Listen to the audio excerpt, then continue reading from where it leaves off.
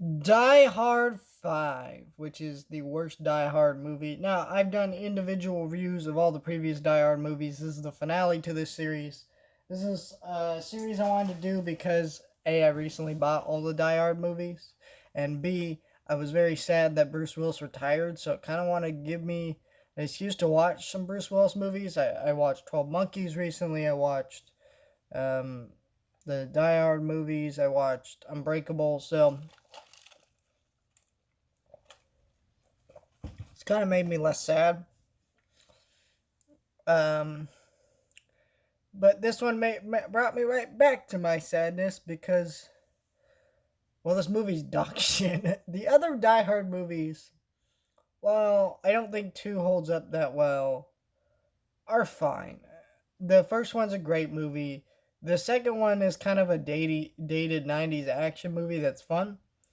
Die Hard 3 is a legitimately good movie with some mild issues, and the Die Hard 4 is actually pretty good too. This one is bad. This one is bad. The reason why is A, Bruce Willis's character of John McClane is the continuing thing throughout all these movies. Even the worst Die Hard movies up to this point, you go, okay, maybe this issue or that issue, but Bruce Willis's performance and his character are fantastic, and they feel the same. When I watch Bruce Willis in this movie, I do not see Bruce Willis his character of John McClane at all. I see a completely different character. And the reason why I say that is because, like, from the moment, like, one of the first moments of him in the movie is him, like, stalking his daughter and being weird with her and her new boyfriend and just stuff that this character would never do. And he doesn't feel like someone who's helping people, like a police officer, which is what that character is. He feels like a douchebag, and he's just an unlikable asshole throughout all of this movie.